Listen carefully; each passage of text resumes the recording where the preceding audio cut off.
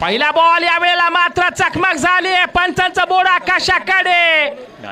Wicket क्रमांक 1. फलंदाज चाललेत माघारी. यावेळेला डगआउटच्या दिशेने रवाना. होऊ शकता पहिली सफलता या ठिकाणी पाहायला मिळते. बॅट्समॅन नेम घर बसल्या प्रेक्षक मात्र आनंद घेताना पाहायला मिळतात. यावेळेला आपण पाहतोय शानदार स्ट्रोक खेळलाय क्षेत्ररक्षक डीप मिड विकेटच्या डोक्यावर. आणखी एका विकेटचं पतन. बॅक टू बॅक 2 धक्के यावेळेस मात्र पाहायला. New batsman